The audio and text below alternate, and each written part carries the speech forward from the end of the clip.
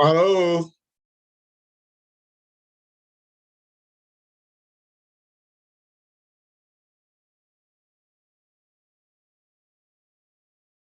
Allô, Pasteur Hubert?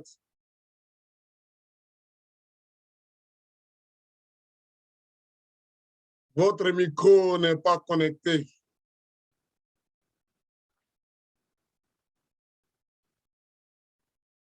Allô, est-ce que vous m'entendez?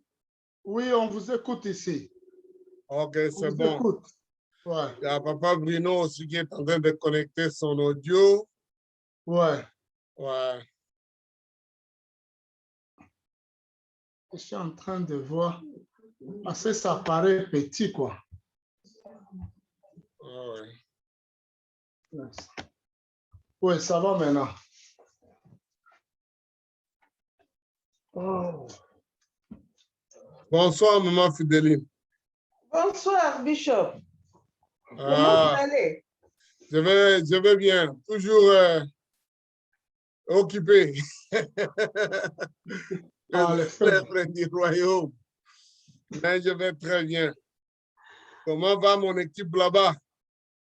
Tout le monde ici va bien par la grâce de Dieu. Amen, amen, amen. Papa Bruno. Il y a que Papa Bruno qui est là. Là, il vient d'éteindre sa vidéo. Alors, oui. Natindi link soko reconnecté. Bisoto koti siko. Ok, ça va. Frère Bruno, zo kabiso.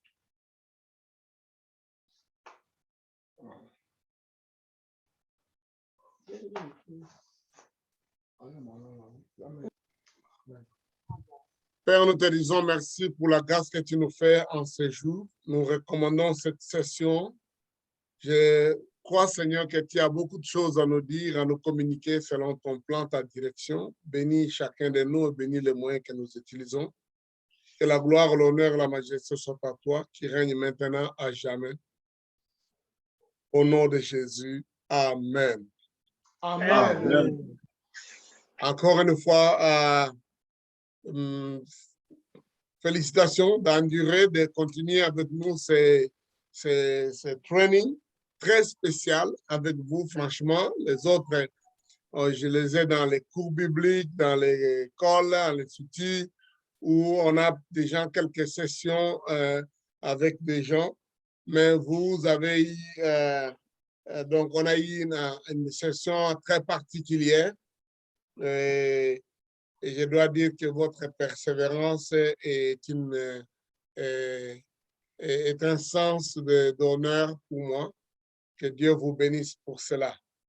Donc, c'est aussi pour moi une autre façon de me dédier davantage dans m'investir dans la vie des serviteurs de Dieu que vous êtes. Et je ne peux que, et je le fais avec beaucoup de joie et même de sacrifices. Aussi, merci pour la patience. Pendant ce temps de pause, on a eu beaucoup de choses à faire.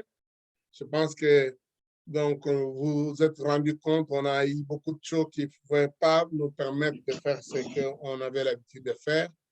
Et merci pour vos prières. Je pense que votre pasteur vous a dit.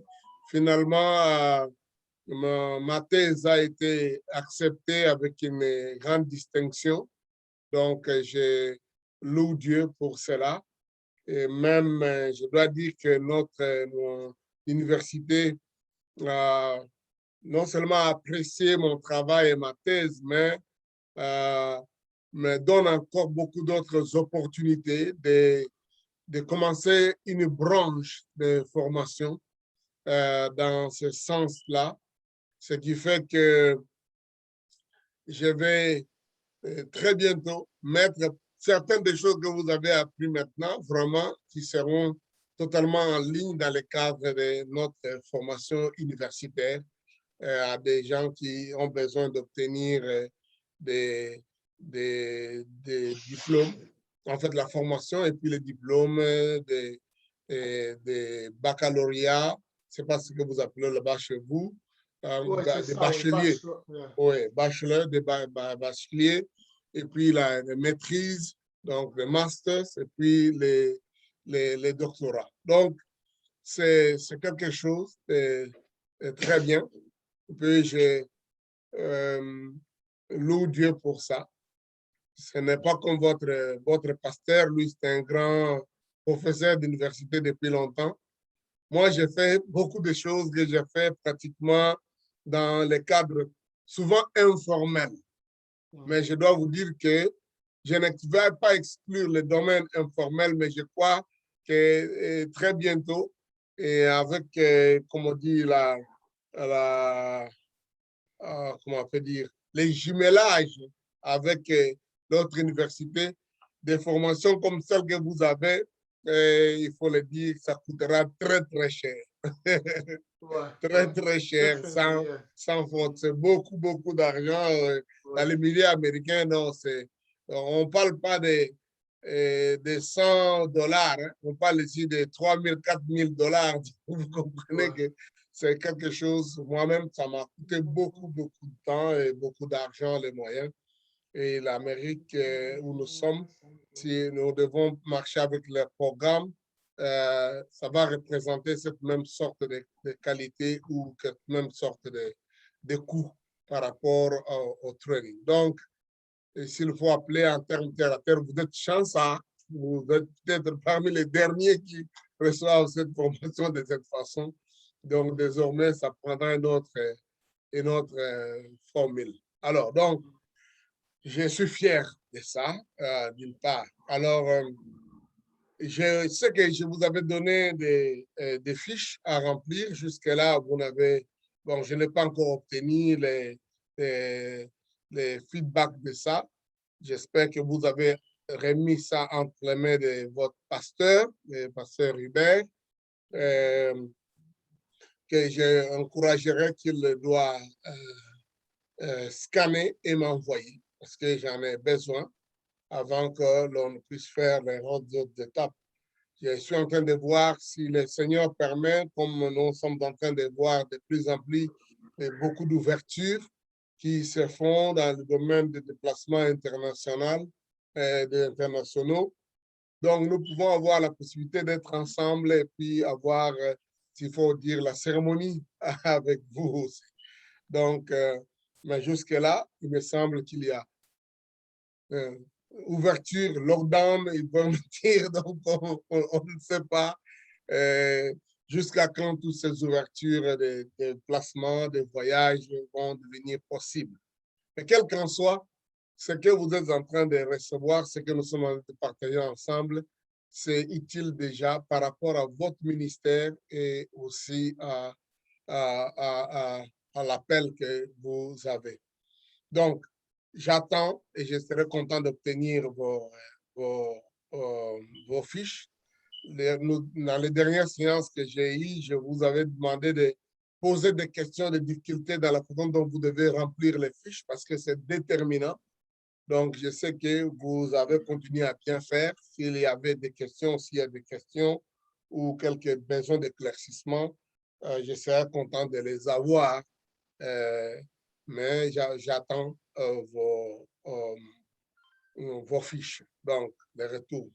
En attendant cela, nous continuons avec une partie des matières. Aujourd'hui, je vais parler avec vous sur quelque chose qui est pratique lié à l'ordination, mais nous voulons voir comment on peut lier ça à des termes, à des sujets publics. Quelque chose de pratique qu'on a l'impression que c'est pas scripturaire. Je voudrais dire, je ne dis pas que c'est pas biblique, mais c'est peut-être, parfois, on a l'impression qu'on ne voit pas ces termes-là dans la Bible. Mais je voudrais que nous puissions voir comment on est arrivé à voir ces termes. C'est le terme révérend. Je pense que vous avez entendu ça. Oh, voilà, ce type-là, il est pasteur. Et l'autre là, il n'est pas seulement pasteur, il est révérend. Vous avez déjà entendu ça. Et puis, la distinction, souvent, les gens font, les pasteurs, c'est juste un pasteur. Les révérends, c'est un pasteur ordonné. Je ne sais pas si vous avez déjà entendu ça. Quelqu'un, quand on a fait une ordination, alors on l'appelle révérend. Donc, je voudrais d'abord d'emblée dire que c'est des choses qui sont différentes d'une dénomination à une autre, d'une congrégation, d'un mouvement, d'un courant à un autre. Il y a plusieurs courants qui sont différents, mais je sais que le terme, il est beaucoup plus, il a pris un aspect officiel, dans le sens que même au niveau de certains gouvernements, et je crois que c'est la même chose avec le gouvernement britannique, on voit différemment un pasteur d'un révérend. Donc, un révérend comme un nom d'un ministre, comme on l'appelle, donc a certaines choses qu'il fait que juste celui qui n'est pas révérend ne fait pas. Et donc, il y a cet aspect-là. Là, je parle de l'aspect totalement légal et juridique dans certaines nations. Donc, ce qui fait que beaucoup de gens n'accepteraient pas ou beaucoup de gouvernements n'accepteraient pas certains documents ou certains actes pastoraux qui ont été accomplis par juste un pasteur qui n'est pas révérend. Et donc, il y a certaines dénominations déjà elles-mêmes pas parler de l'État qui n'acceptent pas que celui qui n'est pas révérend puisse faire ça. Je connais par exemple dans les églises baptistes, et la plupart, je ne vais pas dire toutes les églises baptistes, il y a certaines choses comme le baptême, comme la Sainte Seine, comme les célébrations de mariage qui ne doivent être faites que par un révérend. Donc, je ne suis pas en train de parler ici de biblique ou pas, mais je suis en train de parler d'organisation hiérarchique selon les dénominations, les milieux, selon la dimension de l'État. Je vais prendre un exemple qui peut-être ne peut pas bien fit, mais comme ça va avec votre pasteur, et il va nous éclairer un peu là-dessus. Par exemple, dans son domaine de formation de psychologue, quelqu'un peut avoir étudié, il a terminé toutes ses études, il a son diplôme, mais s'il n'est pas encore, ne passe pas les tests de l'ordre des psychologues, ça je parle des cas que je connais ici en Amérique, il ne peut pas opérer. Malgré qu'il a tout appris, il connaît toutes les techniques. Si il sait dire ce qu'il peut faire pour aider quelqu'un, mais le fait simplement qu'il n'a pas encore été admis dans l'ordre des psychologues, s'il fait certaines pratiques, s'il donne certaines choses, il risque d'être en difficulté avec l'État, surtout si les cas tournent au vinaigre, si l'État se complique. Donc, la même chose avec le domaine médical. Quelqu'un peut avoir terminé toute sa formation, fait la médecine, il a jusqu'à atteindre son doctorat, il est docteur, mais s'il ne passe pas par le programme de l'ordre des médecins, il y a certaines choses qu'on ne va pas lui permettre de faire, et s'il les fait, ça peut aider les gens. Mais s'il y a des complications, ouf, on peut mettre la main sur lui pour dire, non, qui est-ce que vous représentez?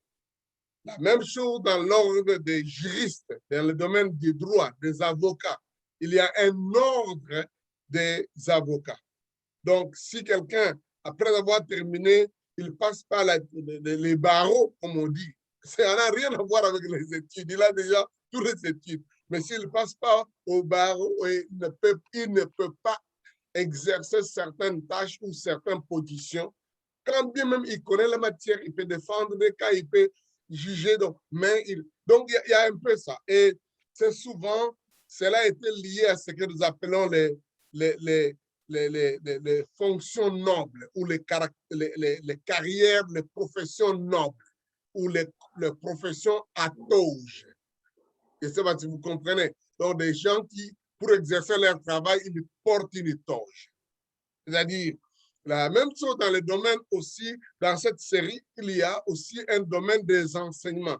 donc de l'enseignement. Il y a des gens qui peuvent apprendre à donner, donc dans un domaine donné, la physique, la science, la médecine, la pédagogie, mais pour qu'ils deviennent enseignants, il doit passer une certaine formation d'agrégation. Donc, pour qu'il soit agrégé, pour qu'il soit accepté pour enseigner. Donc, de telle sorte qu'il a besoin de cette sorte de toge. On appelle dans le domaine de l'enseignement la chair, je pense, si je comprends bien les termes. Donc, il n'a pas la chair, il n'a pas le podium, il a la matière, il connaît ce qu'il fait, mais il n'a pas la chair. Là, c'est la chair comme le pupitre par lequel quelqu'un communique les choses. Donc, il doit passer par la chair, donc obtenir la chair. Donc, ce sont des choses d'une façon organisationnelle qui sont liées à certains ordres. Donc, ayant dit ça, donc je dis que c'est lié à des professions à toge, ce qui fait qu'on lui met une toge, on lui met quelque chose. Peut-être c'est la même question, vous allez vous poser la question, pourquoi à l'ordination, on met les toges, on met les cabas, on met les cols? Tout ça, c'est parce que ça a été, depuis le début de l'évolution de la science des professions, de carrières à toge, des carrières comme on appelait nobles, on a attaché à ça. Donc, c'est un peu ça. Probablement votre pasteur qui est là, lui, il a toutes ces toges-là. Donc, il pourra un peu nous donner quelques précisions du domaine qu'il connaît, les toges, la fonction des médecins, le domaine des professeurs, les problèmes des pastorales. Lui, il est tout ça. Donc, maintenant, il est même psychologue. Avec professeur, pasteur Hubert, tu peux nous dire un peu ce que tu comprends, comment dans votre pays, par exemple, en Angleterre, ça se comprend, toute cette dimension-là d'agrégation de l'ordre des, c'est quoi concrètement?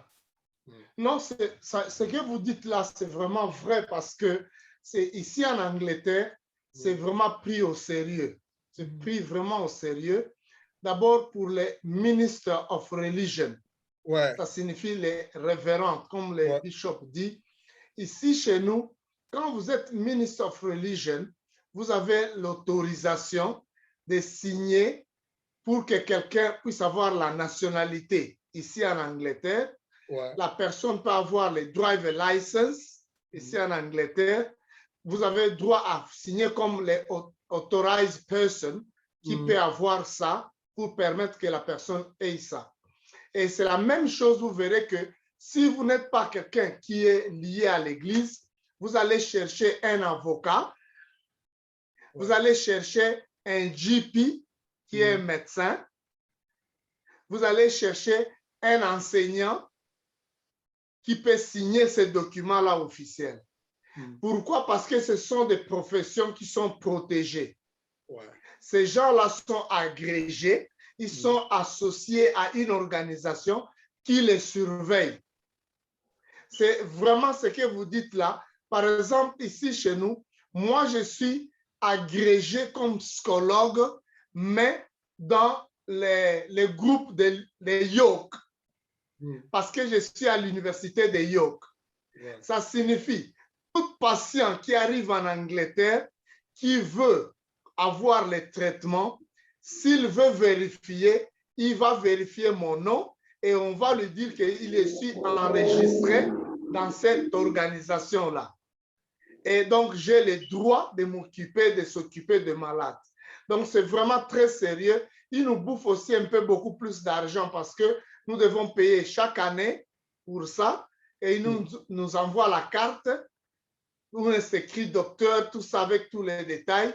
Et nous avons un titre en dehors de PhD. Nous avons un titre que nous mettons à côté de notre PhD. On appelle ça Charter Psychologist.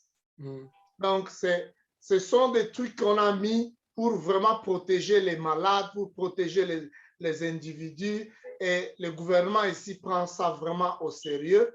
Donc, c'est ce qui facilite qu'on puisse surveiller. D'ailleurs, on nous dit que si tu signes les documents de quelqu'un qui est un faux, mais tu signes pour que cette personne ait la nationalité, vous allez faire la prison. Donc, on va vous arrêter, vous faites la prison. Donc, on sait ça et on surveille ça. Il arrive des moments où je signe pour la nationalité d'un membre de l'Église, parfois un enfant. Les home office, parfois, ils vérifient pour la vérification des routines. Parfois, ils font ça, mais parfois, une fois, je me rappelle, on m'a envoyé dans une lettre, on a mis juste la photo de l'enfant, sans nom, sans quoi. Et ils me disent, réponds en utilisant ces papiers, écris les noms de cette personne si vous connaissez et les noms de parents et leur adresse.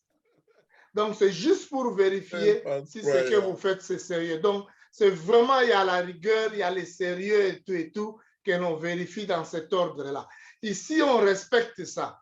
On respecte ça. Donc, quand vraiment quelqu'un est ministre, il est respecté. Il est respecté. Malheureusement, il y a parfois des abus et tout. Mais même les méthodistes, là où nous sommes, ils me prennent avec beaucoup plus de respect. Donc, ils ont difficile à m'appeler Hubert parce qu'ils trouvent comme si c'est impoli. Donc, même si eux, les Anglais, ils ont tendance à appeler les gens par leur nom. Ouais. Par leur nom. Donc, c'est un peu ça, ils comprennent ces concepts-là. Donc, ce que vous dites, les gens, parfois, ne comprennent pas. Mais ici, en Angleterre, on comprend la valeur de ça, de l'agrégation, les enseignants, pourquoi vous devez passer par une formation. Quand vous avez fini la formation, par exemple, moi, avant d'entrer dans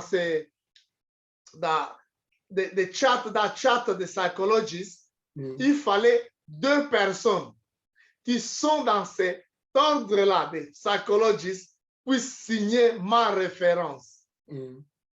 Ils signent la référence pour dire nous acceptons que cette personne puisse entrer dans ce groupe ici parce que nous avons vérifié sur lui et nous sommes d'accord avec lui. Donc, c'est un peu ça la procédure qu'on fait et puis c'est vraiment respecté. Et puis, quand nous allons dans des conférences, on vous dit que voilà des gens qui ont tel niveau, qui ont telle responsabilité, ils ont droit à tel avantage, ils peuvent parfois intervenir à la conférence, ils peuvent faire des trucs comme ça. Donc, ça donne quand même beaucoup plus d'opportunités.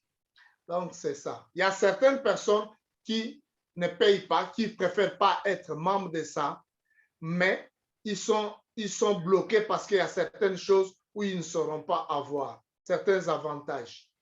Mais c'est vraiment important. Ici en Angleterre, on utilise ça souvent. Et vous verrez la même chose avec l'ordre de médecins, l'ordre des juristes. Par exemple, notre fille, elle, grâce à fini maintenant son droit, mais même si elle a fait les droits après ces 4 ans, elle ne peut pas travailler comme soliciteur ou bien comme bariste jusqu'à ce qu'elle aura une formation de 2 ans où elle sera suivie par ces gens-là pour qu'on lui apprenne comment elle va faire le travail, comment elle peut protéger les toges qu'elle a. Donc, c'est dans ce sens-là. C'est juste pour que vous protégez les titres-là, que vous comprenez que vous ne pouvez pas en abuser, quoi. C'est très strict. Merci beaucoup, Pasteur Hubert. Vous voyez, cette formation que nous avons est très particulière. Je serais content peut-être un jour de rediffuser ça à certains de nos candidats pour qu'ils comprennent cet aspect-là. C'est dans ce sens-là que peut-être vous avez vu, et je dois dire que vous avez été parmi les sacrifiés des gens. Vous avez dit, bon, on va faire l'ordination. Non, non, il y a un problème. Moi, je suis arrivé à un certain niveau de ma façon d'être. Je fais partie d'un collège de bishops qui nous donne des régulations qu'on doit respecter. Vous avez maintenant un peu une idée de peut-être la forme de rigueur pour laquelle tous on est appelés à chercher à s'accommoder. Vous allez me dire, mais non, bah, soit les autres, là, on les a dit, fais comme ça, et puis, pourquoi nous? Oui, parce que vous êtes tombé au moment où moi, personnellement, je suis arrivé à une option pour dire, je n'ai pas de choix, sauf dans respecter cette rigueur, parce que, comme votre pasteur l'a dit, ça va de ma référence et de mes référents. Donc, ceux qui m'ont référé, qui m'ont mis dans le... Donc, tout ça, ça permet de garder la valeur de la toge. Donc, c'est un peu ça. Je sais qu'il y a beaucoup de gens qui se posent des questions. Comment vous avez telle toge? Qu'est-ce qui se passe? Ce n'est pas parce qu'il y a des choses mystiques derrière, mais c'est parce qu'il y a quelque chose que nous appelons la révérence, c'est-à-dire la reconnaissance d'une agrégation, d'une accréditation, le respect de la référence, le respect des cadres et surtout de la noblesse de la profession que vous exercez et aussi le fait que puisque vous devenez une référence, donc ce que l'apôtre Paul dit, vous êtes recommandable pour que vous puissiez être capable de recommander les autres.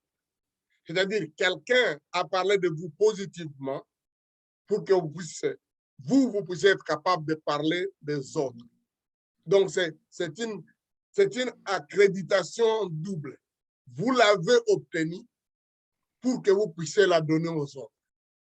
Et donc, si vous la donnez aux autres d'une façon légère, donc ça forfait votre propre accréditation. Donc, c'est un peu toute cette chose que je voudrais que vous compreniez. Et c'est pour ça que, du point de vue des termes simples, c'est ce terme de révérence, ce terme qui est attaché à un nom. Et votre pasteur l'a tellement bien précisé parce qu'il est dans ces milieux-là. Et je voulais évoquer ça aujourd'hui dans mon entretien avec vous, dans les trainings que nous avons, parce que beaucoup de gens diront, mais on ne voit pas ça, la Bible ne dit pas ça, les apôtres. Donc, il y a un contexte qui s'est passé qui a fait que les abus, les choses qui font que de temps en temps, certains milieux, certains, avec l'administration, l'organisation, on prend des dispositions, on met, comme on dit, des garde-fous. Et donc, c'est dans ce sens-là. Mais du moins, je voudrais quand même donner quelques passages bibliques qui nous permettent d'avoir cette orientation-là. Le tout premier, c'est 1 Timothée chapitre 3. Vous connaissez qu'à partir du verset 1er, on parle de cette notion de l'évêque ou les surveillants ou les surintendants que nous connaissons et nous l'assimilons souvent à toutes les autres formes de ministères. Donc, des ministres, je voulais dire les pasteurs, les bishops et tous les mains. Du moins, ce chapitre-là parle de ça à partir du verset 1er. J'aimerais que nous puissions avoir un peu de ça. Mais surtout, ce qui nous intéressera particulièrement, ce sera les versets 13. Donc, comme pour la lecture générale, nous commençons à partir du verset 1er, donc de 1 Timothée chapitre 3.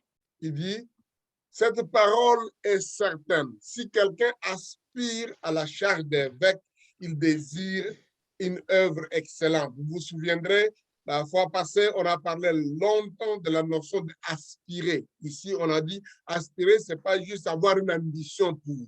C'est le fait de se rendre élastique, de se tirer à d'accepter cette tâche-là difficile, d'aller jusque-là.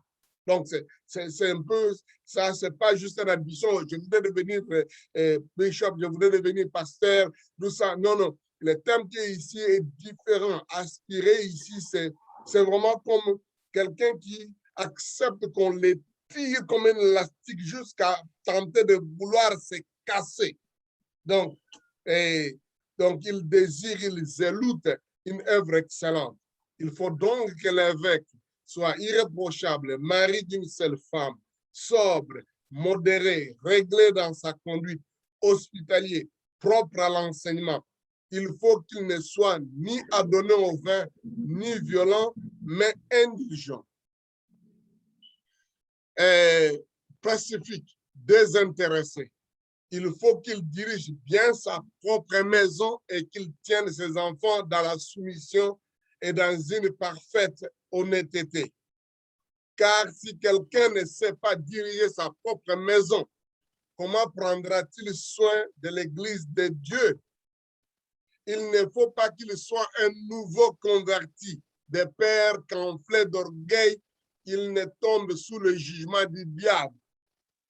Il faut aussi qu'il reçoive un bon témoignage de ceux du dehors, afin de ne pas tomber dans l'opprobre et dans les pièges du diable. Là, vous voyez déjà toutes les caractéristiques, les classifications, les choses qu'on dit qu'un ministre, un bishop, un évêque, un pasteur ne doit pas avoir et ce qu'il doit avoir, ce qu'il ne doit pas être et ce qu'il doit être. La liste, elle est formidable, elle est assez, comment on peut dire, exigeante. Donc, il y a d'autres passages qu'on peut ajouter à ça, mais déjà lire ça, vous vous rendez compte de la rigueur, de l'importance en fait, que Dieu apporte à ce titre-là. Si l'État, les gouvernements arrivent à mettre des lois aussi sur certains rangs, sur certaines fonctions, certaines professions, comme on en a parlé avec votre pasteur ici, c'est parce qu'il voit que la Bible même aussi a déjà mis de la barre haute par rapport à ces ministres, à ces professions de toge. Donc, et il continue, il dit, les diacres aussi doivent être honnêtes, éloignés de la duplicité, des excès de vin, d'un gain sordide, conservant les mystères de la foi dans la conscience, dans une conscience pure. Qu'on les éprouve d'abord et qu'ils exercent ensuite leur ministère s'ils sont sans reproche. Les femmes d'elles-mêmes doivent être honnêtes, non médisantes, sobres, fidèles en toutes choses. Ça montre déjà, ce verset-là montrait déjà que les femmes ici, ce n'est pas les femmes en général, mais les femmes qui sont appelées à avoir cette fonction-là d'évêques, de diacres, tout ça. Ce qui montre que déjà, là, dans l'Ancienne Alliance, dans le Nouveau Testament, l'apôtre Paul, mettant ce contexte-là, montrait qu'il y a déjà, il y avait la possibilité d'avoir, là, on connaît même l'exemple de Phobé qui était une diaconesse. Donc, quand les gens commencent à parler du ministère des femmes, ils ne voient pas que Paul a mis dans le contexte de l'ordination des serviteurs, il a même parlé des femmes qui doivent, ces femmes-là doivent être honnêtes, non médisantes, sobres, fidèles en toutes choses. Allô, maman Fidéline? Allô? Donc, alors je voudrais dire que nous voyons dans le contexte là, son donne, verset 12, maintenant il continue dans la liste. Il dit les diacres doivent être maris d'une seule femme et diriger bien leurs enfants et leur propre maison. Wow! Car ceux qui remplissent convenablement leur ministère s'acquièrent un rang honorable et une grande assurance dans la foi en Jésus-Christ. Au fait, le verset 13 est comme une conclusion. La raison pour laquelle on exige à l'évêque, au diacre, homme ou femme, d'avoir toute cette lignée de caractéristiques, le profil qui est donné. Pourquoi on demande ça? Parce que ces gens-là doivent remplir convenablement leur ministère. Ils doivent être à la hauteur de leur travail. Mais en même temps, ce verset-là montre qu'il y a la nécessité de fonctionner d'abord avant d'avoir les rangs honorables. Il dit ceux qui remplissent convenablement leur ministère, leur service, diaconia, s'acquièrent un rang honorable. Le terme ici, s'acquiert, donc c'est un terme économique. C'est un terme qui est comme pour dire achète ou en quelque sorte arrive à comment on peut dire, à se hausser, à obtenir quelque chose. Ce n'est pas le terme économique, mais il n'est pas un terme de marchandage de titres. Mais c'est un terme pour dire que vous devez arriver à gagner ça. Donc, en quelque sorte, faire des preuves d'être à ce niveau-là. C'est ça qu'on dit, il s'acquiert. Votre pasteur a parlé de cet aspect. formation à l'université et étudier toutes ces choses. Et après la formation, passer les tests d'agrégation, passer les tests de la chair, donc pour être accepté dans la chair. C'est ça, chercher à s'acquérir ça. Donc, ce n'est pas quelque chose, on dit, bon, je me suis réveillé tout simplement, je me retrouve comme ça, je suis révérend. Non, non, non, non. Il y a une démarche, il y a un travail, il y a un prix à payer. Il a fait allusion à sa fille qui a fait toutes ses études de droit. Elle est intelligente, brillante, peut-être même plus intelligente, plus brillante que beaucoup de gens qui exercent déjà la fonction de barista ou de, comment vous appelez vous-même, la tête, le solliciteur. Mais aussi longtemps qu'elle ne passe pas les 2 ans, elle ne va pas acquérir ses rangs. Yeah. Donc, elle doit être recommandable. C'est ça qu'on appelle acquire. C'est-à-dire arriver à faire les efforts qu'il faut. Il est vrai que plus tard dans l'Église, surtout l'Église catholique, et toutes les fois qu'il y a, quand les gens effectivement deviennent, comme on peut dire, corrompus, les gens ont dû, à un moment donné, payer ces titres-là en prenant ces textes. Bon, l'Église catholique commençait à avoir des titres, quelqu'un pour être archevêque, pour être cardinal, donc il devait chercher. L'histoire de l'Église nous montre que lorsque l'Église a vécu vraiment de grandes chutes dans leur moralité, les gens ont commencé à chuter les titres jusqu'au niveau des titres de pape. Donc, acquérir, si c'est cet aspect de voir qu'il y a un effort, qu'il y a façon d'être qui vous amène donc au-delà de la grâce. Je dois être très prudent avec ça. Je suis le prédicateur de la grâce qui croit que la grâce, elle est suffisante. Elle est d'ailleurs superlative. Donc, il n'y a rien qui soit plus grand que la grâce. Mais le texte ici dit, si c'est par grâce que nous avons été appelés au ministère, si c'est par grâce que nous avons commencé à travailler, mais pour avoir les rangs honorables, ce n'est pas juste la grâce. Il y a des choses à faire pour acquérir. C'est quelque chose que vous devez donc faire preuve de. C'est-à-dire, donc, pas nécessairement payer de l'argent, mais faire preuve que les gens vous appellent désormais honorables. Ils s'acquièrent, ceux qui remplissent convenablement. Quel est le prix? Remplir convenablement. Le terme remplir ici veut dire que à faire le travail convenablement, remplir, quand on dit quelque chose est rempli, c'est-à-dire qu'il n'y a pas de vide. Donc, remplir convenablement leur ministère, combler, accomplir, faire ce qu'il y a. Donc, pas juste, bon, j'avais fait un peu, puis bon, le reste, je ne sais pas. Non, parce que quand on dit on a rempli un ministère, c'est-à-dire on l'a fait comme on doit le faire. Ces gens-là qui remplissent convenablement. Donc, les termes que Paul utilise sont très forts. Donc, c'est le fait de remplir convenablement qui devient le prix pour acquérir. Et qu'est-ce qu'on acquiert? Alors là, c'est là la clé. Un rang honorable. Un rang honorable. C'est là où nous retrouvons l'expression qu'on appelle révérend. Les rangs honorables, les rangs de son excellence. Vous avez entendu son excellence, son éminence. Donc, ce terme-là, rang honorable. Je voudrais vous donner un peu une idée directe du grec que l'apôtre ici utilise. La première chose qu'il dit ici, il utilise le mot rang.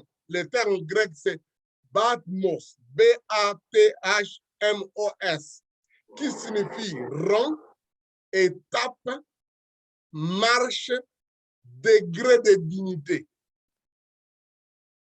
Celui qui acquiert donc qui remplit convenablement son ministère, acquiert un rang, une étape, une marche, un degré de dignité. C'est-à-dire que, donc, comme on dit à Linga, Amati, il sort du lot, il sort de tout le monde. Il est dans une étape différente. Ici, ce n'est pas juste un titre, mais c'est une étape, c'est une marche, c'est un rang, un degré de dignité. Et quand Paul met ça, le mot Bathmos comme rang, donc degré de dignité, il le met aussi à côté de notre mot, honorable. Oh mon Dieu, l'apôtre Paul est allé très loin. Donc, comme on dirait, il met deux superlatifs au même endroit. Le terme honorable, là, qui est employé, c'est kalos.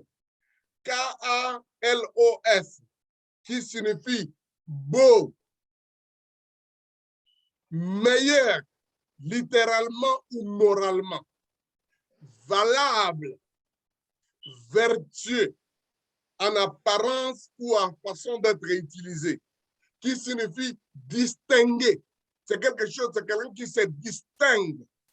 C'est d'une façon intrinsèque qui est meilleur, qui est au-dessus des autres, qui est non seulement honnête, mais qui arrive au point, être à la hauteur, qui est digne. Donc voilà, il vient d'utiliser le mot rang. J'ai dit c'est Bathmos, qui signifie degré, qui signifie degré de dignité, qui signifie rang, qui signifie étape, une marche de dignité. Il met à ça le mot kalos encore, qui lui vient dire, il a créé un rang beau, un rang admirable, un rang grand, littéralement, moralement, un rang vertueux, un rang valable, qui a une valeur, qui a une portion spéciale en apparence et en usage, un rang qui est approprié, un rang qui est à la hauteur, qui remplit les conditions, qui est digne. Donc, en quelque sorte, qui est distingué, c'est une marque de distinction. Donc, en quelque sorte, il voulait dire, c'est lui qui acquiert un degré de dignité digne. Donc, vous comprenez ce que je veux dire? Donc, c'est comme s'il met en place deux adjectifs forts, deux termes forts, qu'il les met ensemble pour que ça quitte les rangs le niveau normal. Ça devient un niveau superlatif. Et ça, c'est l'expression que Paul utilise dans la langue. Donc, c'est comme aujourd'hui, on a les expressions, donc, son excellence. C'est en quelque sorte la notion que Paul dit rend honorable, c'est-à-dire digne d'une révérence. Je me fais comprendre. Digne d'une révérence. Donc, Bathmos kalos, c'est-à-dire digne de la révérence. Voilà où est venue la notion de révérend. Est-ce que je me fais comprendre? Yeah. Vous avez la langue malade? Yeah. Yes. Donc, la notion de révérence vient à ce niveau-là. Donc, ça vous rend noble, ça vous rend distingué, ça vous donne une qualification d'être ou de faire les choses selon des principes. Dans Ésaïe 32, verset, ou l'un de mes versets préférés, on dit que celui qui est noble a des desseins, conçoit en lui des desseins nobles. Et il persévère dans sa noblesse. Donc, il acquiert un rang de noblesse, d'un rang social, d'un rang quelque chose qu'on dit, ces gens-là sont les gens de distinction. Ils se distinguent. Il n'est pas considéré au niveau tangent, au niveau moyen, au niveau des gens ordinaires. Donc, quand on dit que cette personne-là est devenue un révérend, c'est-à-dire qu'il a acquis un rang honorable, un degré de révérence. Je vais revenir rapidement au peut-être mieux que je parle de cette notion de révérence. La révérence est un honneur, un respect, une considération ressentie ou montrée à l'endroit de quelqu'un ou d'une chose. Je reviens. La révérence est un honneur, un respect ou une considération ressentie ou montrée à l'endroit de quelqu'un ou d'une chose. C'est une attitude ou un état d'être respecté. Donc, quelqu'un qui est dans une attitude d'être respecté, c'est une aptitude méritant une déférence, une considération, une distinction. C'est un titre attribué à quelqu'un qui mérite une déférence, une considération, une distinction. Il n'est pas comme tout le monde. C'est comme ça qu'on l'a donné à un clergé. Donc, un prêtre, un pasteur, donc il est révérend. Donc, être révéré signifie, selon le contexte, honorer, respecter, considérer, distinguer, dignifier, vénérer, admirer, donc magnifier et même canoniser, c'est-à-dire glorifier, exalter, donc élever, canoniser, je voulais dire. Donc, arriver à dire cette personne-là a une révérence. J'ai fait comprendre. Donc, c'est les rangs honorables que l'apôtre Paul fait. Mais je voudrais préciser, ceci est très important parce que c'est là ma leçon d'aujourd'hui et je voudrais qu'on sort avec ça dans la tête. La révérence est différente de l'adoration. C'est qu'on révère, on ne l'adore pas. On admire ça. On magnifie ça. On glorifie ça. On exalte ça. On dignifie cela. On élève, on vénère cette chose, mais on n'adore pas ça. Parce que la Bible nous montre que la révérence est une vénération qui se limite dans le cadre d'un profond respect. Mais l'adoration est une vénération qui va avec la condition d'être digne, d'être divin ou d'être divinisé. Yes. Je reviens. La révérence est une vénération qui se limite dans le cadre d'un respect profond, mais l'adoration est une vénération aussi, mais qui va avec la condition d'être digne, d'être divin ou d'être divinisé. C'est-à-dire, quand on adore quelque chose ou quelqu'un, ça, la condition d'être divin ou d'être divin. Donc c'est réservé à Dieu seul. Selon la Bible, l'adoration n'est réservée qu'à Dieu seul. Et toute forme d'adoration due à tout autre être est une idolâtrie parce que l'adoration est un respect spécial impliquant une soumission, une vénération par un culte de louange et d'invocation. Je reviens sur ça. Papa Mario est toujours là. OK. Donc, j'ai dit, selon la Bible, l'adoration n'est réservée qu'à Dieu seul et que toute forme d'adoration due à tout autre être est une idolâtrie. Pourquoi? Parce que l'adoration est un respect spécial impliquant une soumission et une vénération par un culte de louange ou d'invocation. C'est-à-dire que ce qu'on adore, on doit rendre culte à ça. La personne ou l'être qu'on adore est digne d'être donc d'un culte. On doit l'adorer, on doit l'invoquer. Alors que la révérence, tout en étant aussi une considération avec un geste de respect qui peut être comme s'incliner, n'exige aucun rituel et surtout aucun culte. La révérence. Maintenant, c'est parce que en disant ça, vous allez dire, oh, maintenant quand on va ordonner, moi je deviens révérend. Ah, révérend, il faut me vénérer. Non, la révérence, à une limite, pas de culte. Si on vous adore, déchirez les habits, marchez nus pour dire, voilà, je suis comme vous. Paul a dit, attention, nous sommes venus justement vous interdire de faire ça. Vous ne devez pas nous adorer. Parce que là, vous vous regardez comme vous êtes. Si vous arrivez à un endroit, toute la contrée, là, vous posez les mains comme ça, et tout le corona disparaît dans votre contrée. Ah! Dites, mon Dieu, venez à moi, vous tous qui avez le corona, et vous serez libérés.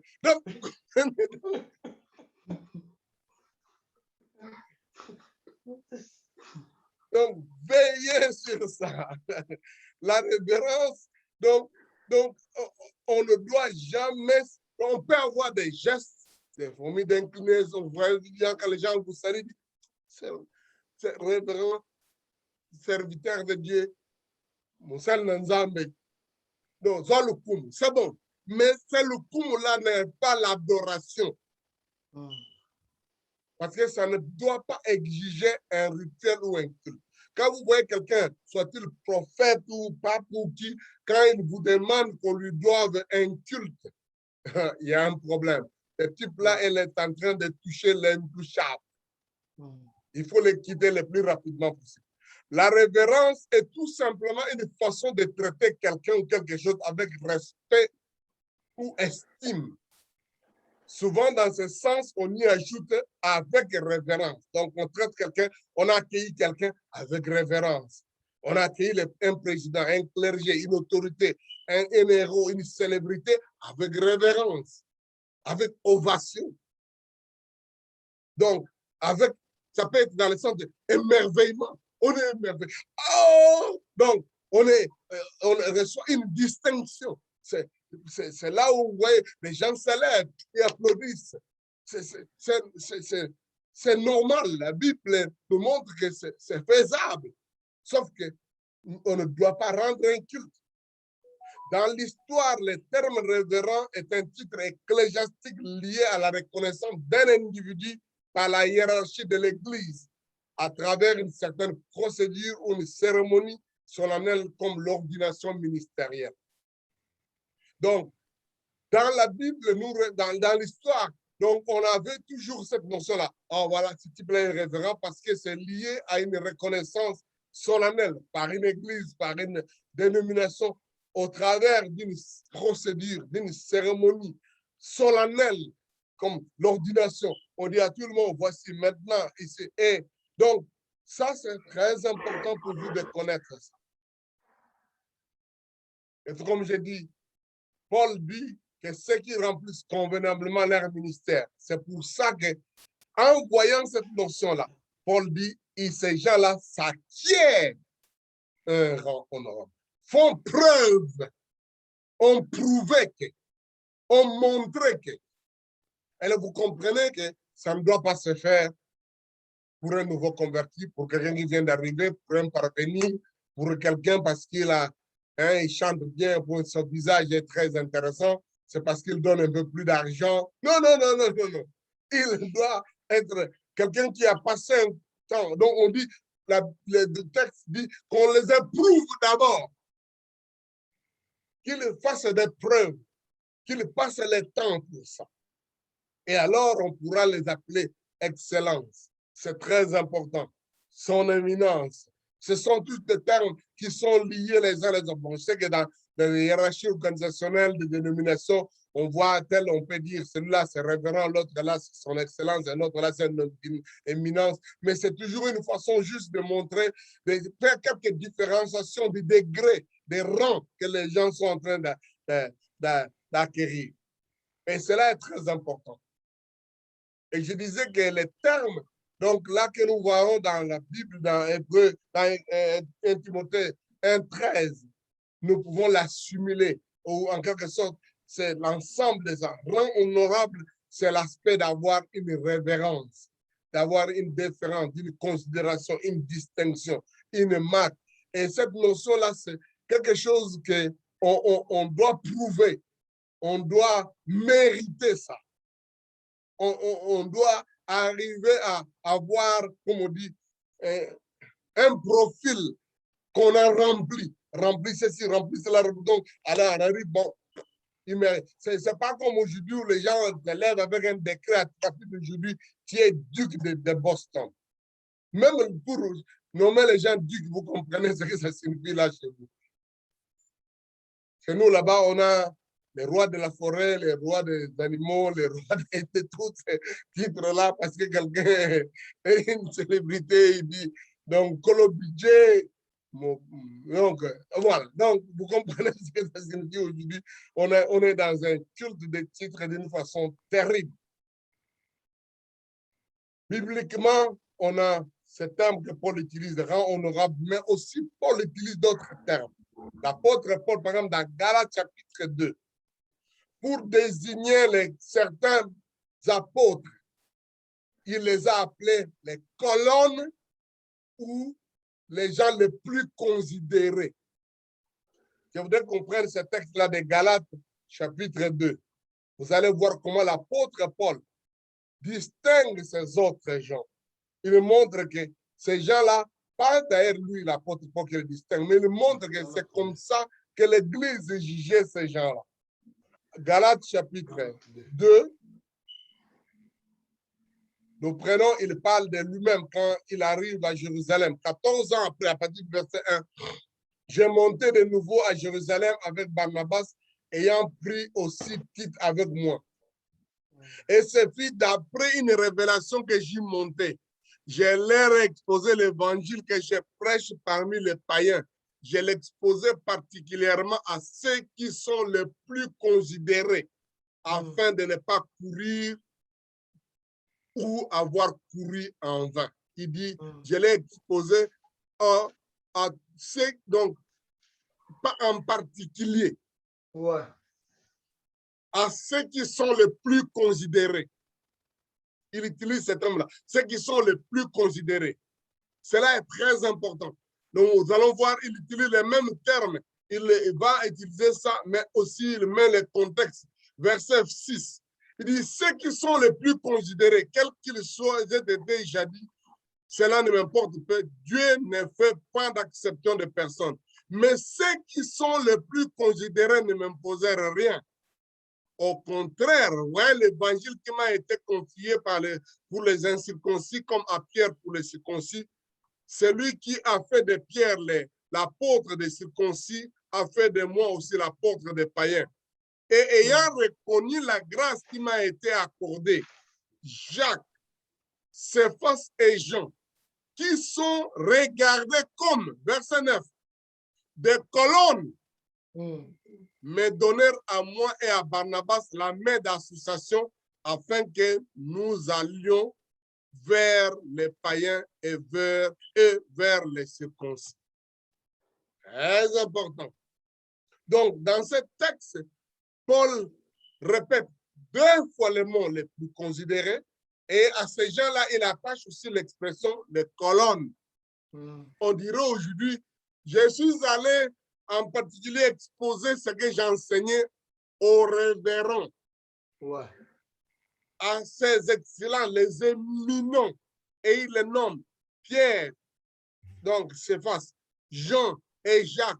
Je me suis présenté devant ces gens-là, les colonnes les plus considérées, ceux qui sont les colonnes de l'évangile. Je les ai exposés, ce que je prêche. Pourquoi? Afin de n'avoir pas couru en vain. Ou de courir en vain. C'est-à-dire, avant que je continue encore, je dois dire aux gens, voilà ce que j'ai fait. Il a été partout prêcher, il a dit, mais je ne dois pas connaître comme ça, j'ai besoin d'une main d'association, j'ai besoin d'une approbation. J'ai besoin que ceux-là qui sont les plus considérés reconnaissent ce que je prêche et reconnaissent. Ça, il dit, c'est à cause de ça qu'ils m'ont donné à moi et à Barnabas la main d'association. C'est-à-dire, c'est comme ça qu'ils sont arrivés à approuver, à m'accréditer, à me faire accepter dans les rangs d'eux. Un peu comme ce que votre pasteur a expliqué jusque-là. Donc, Paul en avait besoin. C'est Paul-là qui a dit Jésus qui est tombé, donc comme le ciel est tombé sur lui, sur le jour de Damas. C'est Paul-là qui a fait ressusciter les morts, fait des miracles, avait besoin d'aller jusqu'à Jérusalem. Et que ces gens-là qu'il a rencontrés ne sont des frères, sont des frères en Christ. Mais lui-même dit, ils ne sont pas comme n'importe qui. Ils sont les plus considérés. Ils sont des colonnes. Yes. Et il dit alors, ces gens-là, après avoir entendu, après avoir vu, après avoir écouté, après donc juger cela, ils ne m'imposent pas de l'imposition de la circoncision des païens, parce qu'il y avait beaucoup d'autres choses de circoncision. Il a dit seulement, ils ont approuvé ce que nous prêchons. Ils ont compris, ils nous ont donné la main d'association. Ils nous ont dit, vous êtes d'accord, nous sommes d'accord avec vous. Prenez notre accréditation. Allez maintenant, faites le travail. Alléluia. Amen. Amen. Voilà où je voulais aujourd'hui partager avec vous cette notion importante que nous voyons dans les dénominations que nous entendons à gauche, à droite. Donc, nous voyons cet aspect-là. Donc, c'est probablement donc à ce moment-là, sur ces bases que nous avons des expressions comme les révérends, l'éminence, l'honorable, l'excellence. C'est probablement dans ce sens qu'on trouve dans certaines dénominations des expressions son excellence, voire même son éminence, et même mon Seigneur. Je sais que ça vous choque. Il dit, hein, mon Seigneur, c'est possible? Oui. Non seulement c'est biblique, je sais qu'on dit, oh mais non, ça c'est l'histoire des catholiques. Non, c'est biblique, mais ça a le même sens que rang honorable. Ça a le même sens que révérend. Je sais que ce qui nous... Mais non, mon Seigneur, c'est-à-dire mon Seigneur. Oui, mon Seigneur, c'est le terme latin de ce que vous avez chez vous en anglais, Lord. Yes. Et vous voyez vos avocats, vous les appelez Lord. Yeah. C'est le même terme qui, en réalité, est une transposition de l'expression hébraïque Adonai. Oh, mais nous, on connaît que Adonai, c'est Seigneur, oui. Mais le terme Adonai chez les Hébreux, ce n'est pas un terme qu'on donne qu'à Dieu. Ça signifie mon chef, mon maître. C'est un titre employé et pour Dieu et pour les humains chez les Juifs. C'est comme ça que Sarah appelait Abraham Adonai.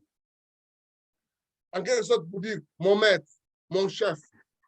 C'est son ami, c'est son mari. Mais il lui donne cette notion-là, my Lord. Et c'est un terme que vous pouvez utiliser même aux êtres humains. Le terme grec, c'est le nom Kurios. Kurios, K-U-R-I-O-S, Kurios. C'est le même terme latin, Seigneur. Seigneur, S-O-E. Donc, qui signifie ancien, surveillant, élevé en autorité, mon supérieur. Et c'est celui qui est traduit en anglais, sir. Ouais. Ici, chez nous, quand quelqu'un accomplit quelque chose, un parcours très important, ouais. Après, il obtient le MBA de la part de notre queen ou bien le roi, ouais. Et il change, il devient sir. Sir. Ouais. Même les athlètes et tout, ouais. Donc, ouais. Puis on leur donne le MBA, donc c'est le truc de titre là. Ouais. Et puis chez nous, le archbishop, on l'appelle Most Reverend. Most Reverend ou bien the Right Reverend. Ça, c'est pour archbishop. Ouais. Donc c'est vraiment... Maintenant, quand vous expliquez, je commence à comprendre beaucoup de termes qu'on utilise ici, même dans la vie professionnelle. Vraiment, ça make sense. Oui. Et c'est ce mot-là, sir, qui est traduit. Je dis bien, en hébreu, c'est Adonai. En grec, c'est Kurios. En latin, c'est Seigneur. En anglais, c'est sir. En français, c'est monsieur. Okay. Monsieur. C'est comme mon sir, my lord, mon monsieur. Ce qui fait qu'en français, sir, c'est la même chose comme quelqu'un qui dirait monsieur ou monseigneur, mon Adonai, monseigneur. Donc, c'est lui qui est mon chef. Quand on dit, ce type-là, il est seigneur. Vous connaissez ce que ça signifie? Seigneur, seigneur. Donc, comme un adulte, un mpaka. Vous comprenez donc? C'est mon mpaka, c'est mon vieux. Mon Seigneur, c'est vrai, en fait, c'est ça. Mon vieux. Mon monsieur, c'est Seigneur-là. C'est Seigneur, c'est sœur, c'est messieurs. Donc, quand Sarah appelle Abraham, donc, Adonai, il dirait en français, on dirait, Monsieur, mon Seigneur. Donc, et le terme de mon Seigneur n'est pas deux mots, c'est un seul mot. Mon Seigneur. Et dans ce sens-là, donc, c'est comme chez vous dites, my Lord. Oh, quand quelqu'un est votre bailleur, le propriétaire de votre maison, comment vous l'appelez chez vous? Landlord. Landlord. Lord, yes. Landlord. Donc, c'est le monsieur des propriétaires de la terre où je suis. He is my landlord. Mukolo Mabele. Mukolo Mabele. Ouais, landlord, yeah. Donc, à l'époque féodale, on avait des seigneurs de terre. Ouais, les seigneurs de terre. Les seigneurs de terre étaient des landlords. Yes. Donc, cette expression est aussi facile, aussi simple, aussi courant, en fait. C'est comme ça que dans Actes des Apôtres, chapitre 16, versets 29 et 30, lorsque Paul et Silas sont arrêtés en prison et ils sont en train de chanter qu'il y a eu tremblement de terre, les fondements sont cassés, brisés. Les geôliers, pensant que les prisonniers maintenant ont fui, lui va avoir des problèmes. Qu'est-ce qu'il a fait? Il court jusque chez Paul et Silas. Il tombe sur ses genoux. Leurs genoux disent, messieurs, en fait, mes seigneurs, my Lord, qu'est-ce que je dois faire pour être sauvé? Nous avons toujours cru qu'il voulait les appeler comme des dieux. Non, il dit, non, vous êtes des révérends. Vous êtes des gens de dire, qu'est-ce que je dois faire? Donc, les termes qui se trouvent là-bas dans nos traductions, même les traductions de lui seront, il leur dit, messieurs, mes seigneurs, my Lord, mes seigneurs, qu'est-ce que je dois faire? Les Espagnols diraient Seigneur, comme les Latins diraient Seigneur. Qu'est-ce que je dois faire? Qu'est-ce que je dois faire? Donc, voilà un peu le contexte dans lequel on montre la dimension de la révérence. Donc, c'est très important de voir, de comprendre que la Bible reconnaît cette dimension de reconnaître les qualités, les rangs des leaders, pas seulement comme des titres ecclésiastiques, mais comme des membres les uns appelés avec les autres en étant des serviteurs, mais en respectant les rangs honorables des autres. Et Jésus reste le seul maître et le seul Seigneur. Vous voyez dans Matthieu 23, Jésus dit vous n'avez qu'un seul maître, un seul Seigneur. Là, les termes qu'il utilise, le seul maître et le seul Seigneur, c'est le maître, les termes en hébreu qui seraient pas seulement Adonai, mais qui seraient Adonai comme Adonim, c'est-à-dire Seigneur maximum, Seigneur suprême. Seigneur suprême. Donc, quand vous voyez des textes, vous avez l'impression que mais la Bible, il y a des contradictions. Il n'y a pas de contradiction. Si on comprend bien dans les contextes, quelqu'un qui est en Angleterre, il comprendra qu'on appelle quelqu'un Lord. Mais en même temps, il comprend pour dire Jesus Christ is my Lord. Vous comprenez la différence. Vous avez dit, oh, this is my Lord. Comment? C'est lui qui me défend, c'est lui qui a un rang, qui est tout ça.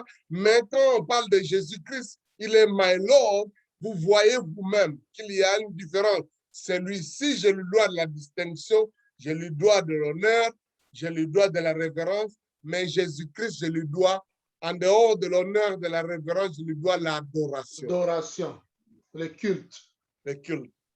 Amen. Voilà un peu Amen. ce que je voulais partager avec vous aujourd'hui par rapport à une notion simple, mais aussi courante autour de la notion de l'ordination. je ne dis pas que c'est l'ordination qui donne les titres, mais en réalité, quelqu'un arrive à l'ordination lorsque, comme votre pasteur a expliqué comment votre reine fait, quelqu'un, alors on vient lui donner, tu as parlé de quoi? MBA. MBA. Yeah. C'est quoi MBA? Regarde si ça stand on what? C'est le rêve. Vous là, votre royaume là, a dominé le monde entier. Ouais. C'est pas les médailles de mérite. Oui, c'est médaille de C'est comme une mérite. médaille de mérite, en fait. Ouais. Ah, Donc, on donne à cette personne, il devient sœur. yes. Donc, maintenant, vous avez une idée de c'est à quoi vous y entrez. Il n'y a rien de mystique, mais c'est un rang honorable. C'est-à-dire que vous n'êtes pas n'importe qui. Ce n'est pas n'importe quoi qu'on fait. Ce n'est pas juste une petite cérémonie. Non, non, non, non, non, non. Zaïlo à kilo, il y a bien. Pour lequel vous avez des comptes à rendre, pour lesquels vous avez besoin de garder ces rangs. C'est comme ça que finalement, des gens, quand ils comprennent, ça dit, bon,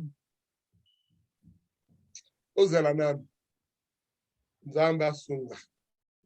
Alléluia. Donc voilà un peu, le pasteur Hubert n'a pas trouvé le terme, bon, ça c'est le terme britannique, vous pouvez chercher ce que vous voulez. Mais du moins, vous avez l'idée générale de ce qu'il y a autour de cela. Ma prière est que vous répondiez à ce profil que l'apôtre Paul présente ici. Il dit, ces gens-là qui sont donc acquièrent un rang honorable.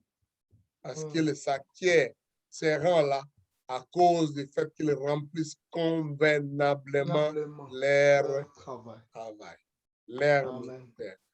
Alléluia. Gloire au Seigneur. Alléluia, alléluia. Peut-être qu'on peut s'arrêter là-bas. Donc, mais sinon, lisons le verset 14 jusqu'à la fin. Paul dit, d'abord, commençons carrément au verset 13. Ceux qui remplissent convenablement leur ministère, nous sommes dans 1 Timothée 3, 13. Ils s'acquièrent un rang honorable et une grande assurance dans la foi en Jésus-Christ. Je t'écris, Paul dit ceci, je t'écris ces choses avec l'espérance d'aller bientôt vers toi. Mais afin que tu saches, si je tarde, comment il faut se conduire dans la maison de Dieu, qui est l'église du Dieu vivant, la colonne et l'appui de la vérité. Et sans contredit, le mystère de la piété est grand. Celui qui a été manifesté en chair, ici parle de Jésus, justifié par l'Esprit, vu des anges, prêché aux nations, aux gentils, cru dans le monde et élevé dans la gloire. Il voulait dire, au-delà de tout, quelqu'un peut aspirer à être bishop, diacre, tout ça, mais celui qui est au-dessus de tout, le mystère de tout, c'est Christ. Incarné, manifesté en chair, justifié par l'Esprit qui est venu et dit, celui-ci est mon fils bien-aimé, en qui j'ai mis toute mon affection. Écoutez-le. Il dit, vu des anges, prêché auprès des nations et cru dans le monde entier, élevé dans la gloire. C'est lui et lui seul, qui est notre Seigneur, le Dieu tout-puissant, Dieu parfait, Dieu, donc, le sauveur du monde, le Seigneur des seigneurs, le roi des rois, Lord of lords. Alléluia. Seigneur des seigneurs, parce qu'il y a plusieurs seigneurs, parce qu'il y a plusieurs seigneurs, parce qu'il y a plusieurs révérends, il y a plusieurs seigneurs, mais Jésus-Christ est le Seigneur des seigneurs. Le Seigneur. Amen. Alléluia. Alléluia. Amen. On va l'adorer, on va exalter. Je voudrais que tous nous puissions élever la voix et commencer à adorer ce Seigneur. Quelle grâce, quel privilège, Seigneur, de connaître un Seigneur comme toi, le roi des rois, le Seigneur des seigneurs, des seigneurs, au-delà Dieu de est le toutes Dieu choses. puissant. Mon âme t'exalte, Oh, Seigneur. you Merci are our pour ce moment. Lord, the Lord of Les Lords, choses que nous avons, le roi Seigneur, des oh Dieu, gloires, ne le sont que Seigneur des des seigneurs, le rien par rapport à tout-puissant, qui est. toi C'est qui as toi qui nous le créé donnes. l'univers, Mon âme toi te bénit, qui Seigneur, mérites de cette notre leçon, révérence, des choses que toi nous qui avons mérites compris. d'être adoré, Seigneur, toi qui qui mérites mérite d'être non seulement exalté, l'excellence, la toi qui as révérence, le mais souffle de nos l'adoration, vies, Seigneur, oh toi Dieu qui as le éternel. contrôle de notre Notre destinée, action de grâce, toi qui dirige les mots et la Seigneur, oh chose Dieu, accomplie, toi qui la façon change de notre reconnaître futur, tout ce qui toi a qui été nous dit, donnes une c'est seulement destinée toi. Que la suite garantie, de notre Seigneur. vie. Nous Tu te t'adorons, distingues Père, nous au-delà te de toutes glorifions. choses, Tu de es tout toute pour nous, roi créature, de gloire. Seigneur, Tu es qui est tout le pour roi des nous, rois, l'Éternel, le tout Seigneur des puissant, seigneurs, créateur le du roi ciel des et de la rois, le terre. Seigneur des Que seigneurs. l'honneur Tu nous soit à as toi, créés, Seigneur. Seigneur Tu es Adonai. digne d'être Oh, béni. éternel, Nous de te bénir ton nom. célébrons, nous Aide-nous t'adorons, à te nous t'exaltons. représenter. Aide-nous à être des Jésus, exemples parce qui que tu es montrent mort ta à la seigneurie. Et ressuscité le Seigneur, troisième jour louange et ta tu règnes à la droite du Père. règne maintenant à jamais, Alléluia, pour Seigneur. l'éternité, tu es le Ta Seigneur de gloire gloire. à toi, Nous te Seigneur, ô Dieu, le glorifions, Seigneur. mystère de la Nous piété, reconnaissons ton élevé en nom. gloire, Nous tous les reconnaissons ta anges, puissance. Nous oh, reconnaissons justifiés ta par l'Esprit, majesté. Nous prêchés reconnaissons que tu es aux capable. nations et partout dans le Alléluia. monde entier, Oh, sois béni, élevé à la Père. gloire. Sois Merci, glorifié à Seigneur. jamais. Au nom de Maintenant Jésus. et pour toujours. Amen. Merci, Seigneur. Amen. Amen. Amen. Gloire au Seigneur, gloire à Dieu. Gloire à Donc, je Dieu. voudrais qu'on se dise au revoir pour ce soir. Nous nous rencontrons jeudi prochain. Amen. Donc, on pourra venir. Peut-être vous aurez des questions. Vous avez beaucoup d'autres choses et moi-même, je viendrai. Mais vous voyez, comme c'est merveilleux de commencer ce mois de juillet, bon mois de juillet à vous tous et dans vos familles. Amen. Amen. Amen. Amen. Praise God. Wow. Hallelujah. Oh. Gloire à Dieu. Amen. Amen. Amen. Vraiment, je dis un grand merci, un grand merci. Lelo et Makamba Mozindo Michopo Baluki. Donc, Papa Mario, il te plaît pas Amen. makambo mosusu par la grâce de Dieu l'air na komeka kobandela video yopo makambo mosusu elekeli na mayele ya bomoto na nga ezosengela nameka kodigere yango lisusu bien bien mpe kocomprendre yango donc yango mona bishop ntango nyonso natunaka motuna eske bato oyo mingi lelo tozo kobenga bapaster balieka bayekola makambo oyo mpo bazala na bokebi ya komona mokumba nini oyo etelemi liboso na bango. C'est ça oyo eyalaka ntango nyonso motuna na nga nalobaka yango na obie bamosusu balekaka te na baenseignement nayebi te parce que koyoka makambo oyo nyonso ezolobama soki mpenza oza serie na yo moko omonaka eza likambo ya kotya mutu pamba te. C'est une grande responsabilité. Oyo, vraiment, cause. Na komi kitsanyo, c'est ça, likambo toute la tole, c'est ça responsabilité munene. C'est ça, penza munene. Yango penza bishop natuna ango na somo nyonso ya koyeba nga est-ce que batu penza oyo lelo entre guillemets bazui grâce ya kobenga mabasali na Nzambe. Est-ce que balekaki to bayokaki makambo oyo to elekela bango ndengwana lelo bavanda babenga mabasali na Nzambe. Donc c'est ça qui et ça la nga ba question ebele parce que namona eza tellement mukumba mo munene yango c'est vrai dans la Bible eza na raison ya koloba mingi banda obenga bango baboya kango parce que ça une grande responsabilité. C'est ça. Donc non, Papa Mario, na zebi que question na yo ezalaka mutuna munene, c'est normal que tango tozomona ngo tango tomona bato ozosala lobi Seigneur, ce type ne comprend rien. Donc bato mingi bayebi te malheureusement parce que bayebisaki bango te. Mais bamosusu bazaka matoi mangongi, bamosusu bakotaka bilandala. Et dans la Bible, à la fin de tout, le jugement sera grand et le jugement va commencer dans la maison de Dieu. On doit conseiller ils sont perdus.